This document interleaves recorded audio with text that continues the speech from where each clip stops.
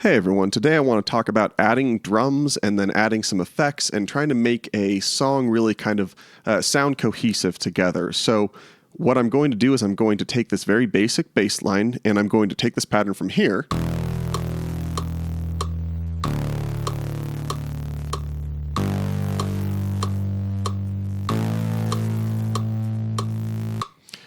to this once we're done.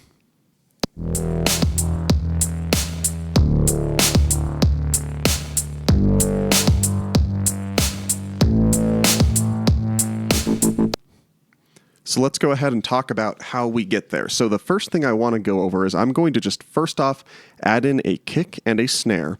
And I'm not going to worry too much about sound selection or anything. They're just supposed to be placeholders. So I'm going to start off by holding down track and going to track 1, the kick track. And I've got the TE Kicks engine loaded up here. So I'm just going to just arbitrarily pick some of these. And now I'm going to go ahead and hold down tempo and turn off the metronome sound. Next, I'm going to go to the snares.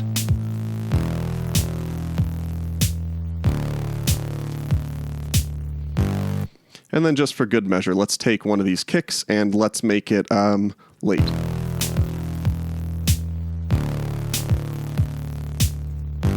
Next, I'm going to go hold down track and go to track 3, the hi-hats track. Again, we're on TE perk, so let's just find a hi-hat sound. And I'm just going to have this every other 8th note. So that's going to be what? Steps 3, 7, yeah, so on and so forth.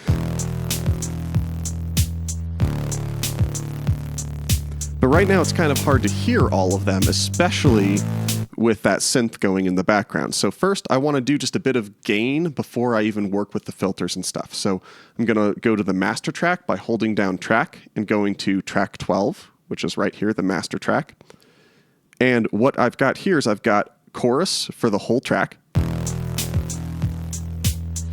But for my purposes, I want to increase the drive a lot. So let's hear if we can hear a sound. I swear it sounds more saturated, but you might not hear it.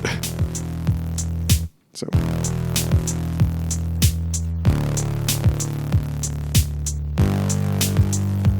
Actually, let's quickly save it right here. Is this the default? So yeah, it makes a difference. So I think that just is kind of helpful. And from here, this will make it easier for us to adjust the gain of the drum group and the gain of the synth group to be able to play them off of each other. What do I mean? Let's play the pattern and I'm going to open up the mixer index page. Right here, I can adjust the gain on all 4 of these drum tracks. And I can adjust the gain on the synth.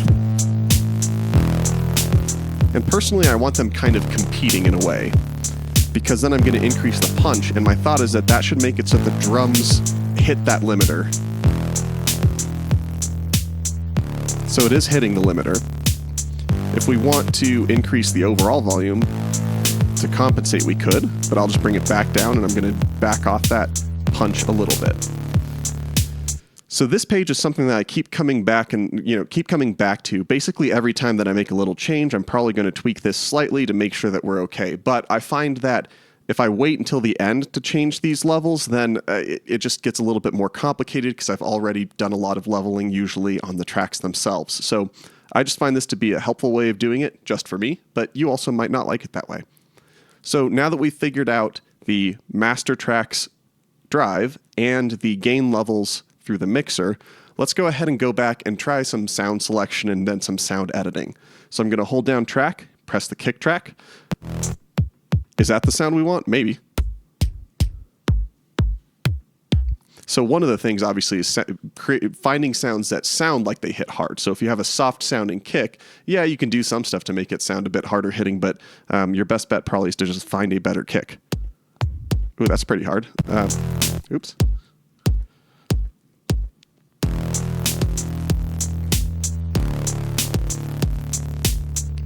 So next up, I'm going to change the sound on the snare. I'm happy with that hi-hat sound, even though we're not quite where we're going to be ultimately with like our pitching and stuff and our filtering, but I'm pretty happy with where we're at now for that.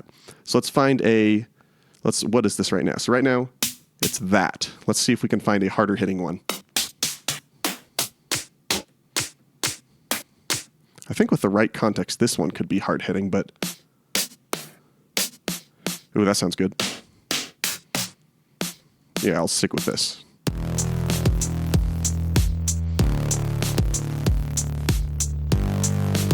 But what you might hear is it sounds a bit muddy, and so we can fix that with our filter and with pitching them a little bit differently. So first I'm going to go track back to... Actually, let's start off by moving the hi-hat out of the way. So I'm going to move to the hi-hat track, or the perk track, and as it's playing, I'm going to pitch this up and see how it sounds.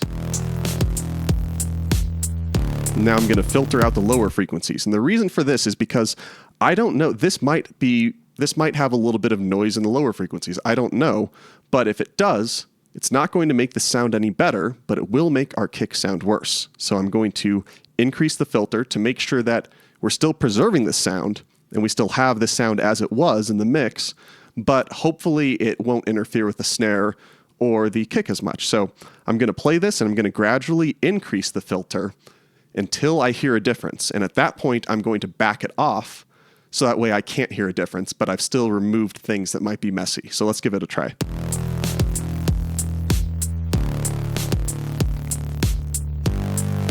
Okay, I'm hearing a difference.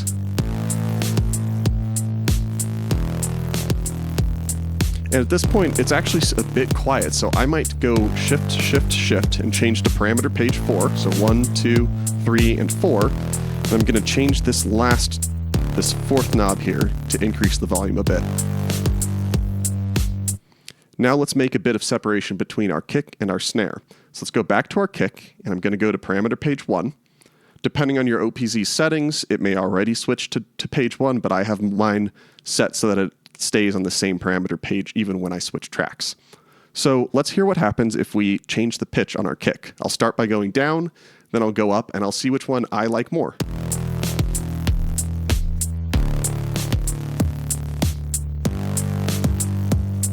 I like it higher here because that lets me keep the bass lower in this particular song. So I'm going to keep it like that, but I'm going to use my filter to take out some of those higher frequencies. And you might notice that this sounds a bit more muted now. Thankfully, if we add resonance, it should cut through a little bit more.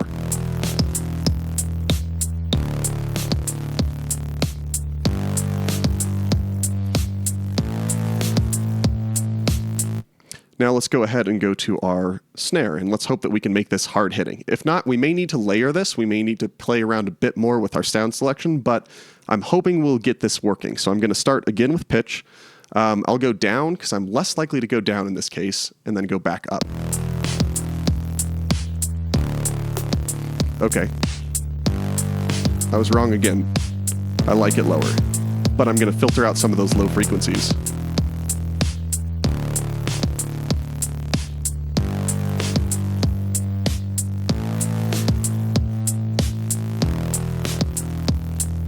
I still can't really hear it, so I'm going to go to the fourth page and increase the volume.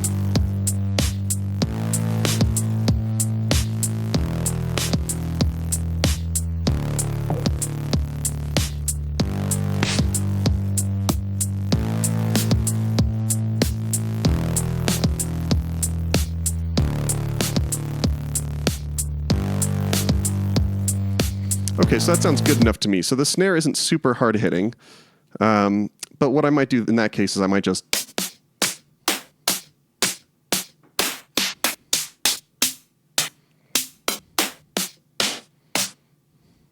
Let's see what it sounds if I layer it like that.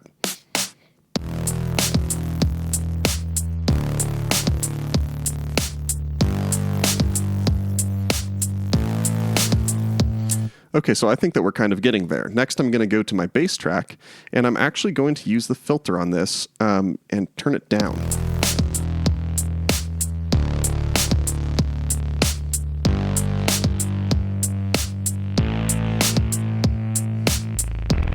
Okay, so I don't want to make it an octave lower. That seems okay right there. And now I'm just going to quickly add an LFO to the filter so that every time a note plays, it takes the filter off a bit. So I'm going to go to parameter page 3. I'm not going to explain all of this, but you can follow if you want. This third encoder, I'm going to bring to 3, which is the filter. This first encoder, I'm going to increase it a bunch past the midpoint. So the midpoint is where it's green, where it flashes. I'm going to increase it a lot, and then I'm going to change our speed to being 8. And that's going to be 2 whole bars it's going to take to complete our LFO. Last, I actually will go ahead and I'm going to make it 4. So that is going to be like a saw. So I'm going to just have it gradually increasing. And in fact, instead of having it over 8, maybe I'll have it over 7 because I am only having it go for 1 measure each.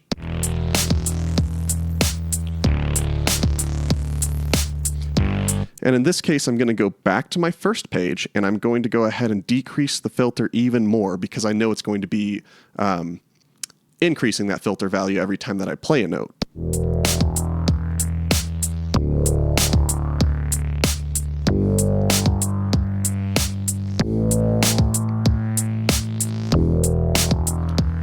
So now I'm okay with this sort of balance. I'm going to check my mixer again and just kind of see if I want to play with a punch at all. Maybe I'll temporarily save beforehand in case I screw it all up.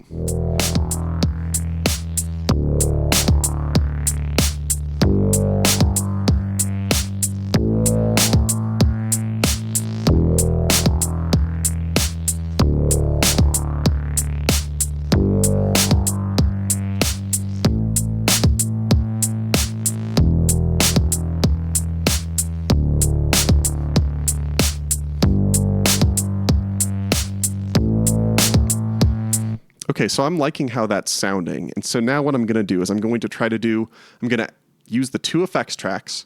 For one of them, I want it to make the bass stand out. So that's probably going to be a distortion effect. And then for the other one, I want it to make everything kind of come together in the same room. So I'll use a reverb effect for that. I'm going to change to effects track 1 by holding down track, FX1. And this is where I'm going to put the distortion. So I put distortion on... I put the distortion on plug number 6. And from here, I'm going to hold down track and make sure the dry level is all the way up. Hold down shift to see where which tracks are sending to this. I don't need the lead track to send, but I do want the bass track to send. So I'm going to hold it down. And there we go. Okay, so I can now adjust the send level.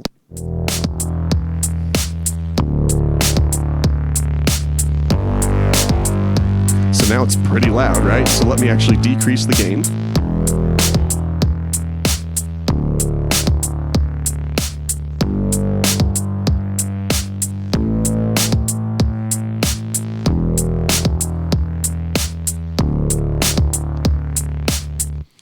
Okay, so now that we have the bass track sending to this distortion plug, I'm going to do something kind of weird. I've got the LFO parameter page pulled up, which is on page 2. And I'm going to add a note everywhere that there's a kick. Let me check that I did it right. So I'm going to go back here. Yep, that looks the same as the kick track to me. So the point of this is that I'm going to use the LFO, and I'm going to make it sync to every time it hits one of these notes. And the reason for that is that I want to kind of do a fake ducking.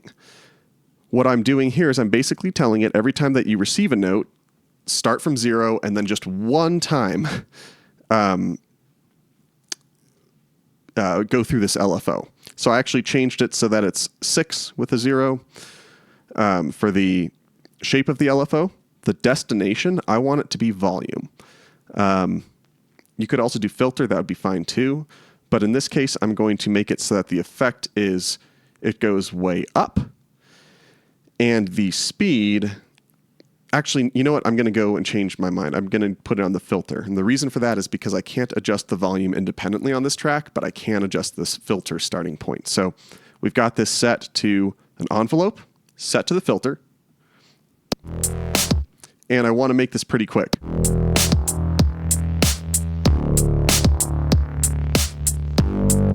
Let's see what happens if I do this.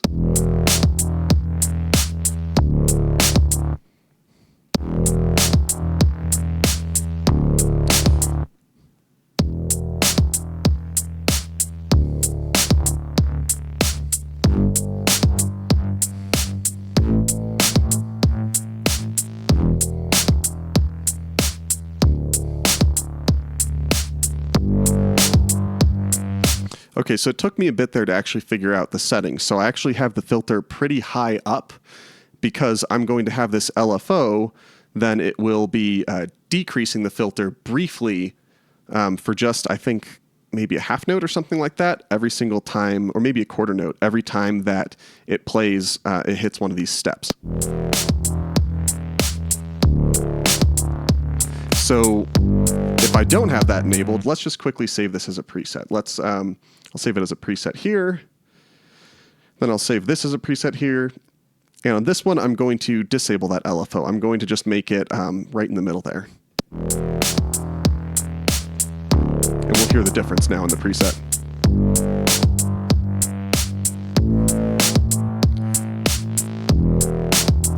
So what's happening is it is filtering out the distortion effect that the bass is sending to, which makes a bit more room for that kick to come through because the bass isn't taking up as much space in the mix. So we've now got our distortion. Let's do the reverb. And I just changed to effects track 2, and I changed it to a reverb plug. Now I'm going to gradually add some of each of these drums in. Let's have the sequencer going while I do that.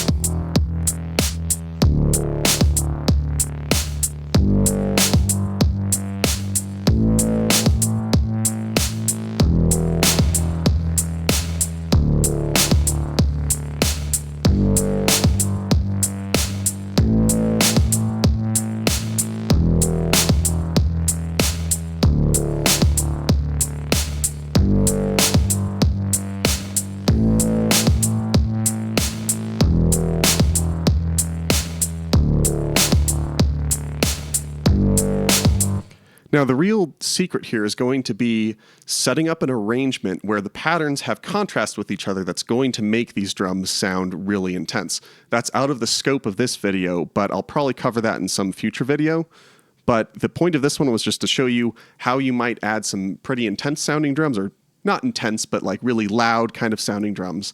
And I hope that this made sense to you. Please let me know if you have any questions, and I'll see you next time.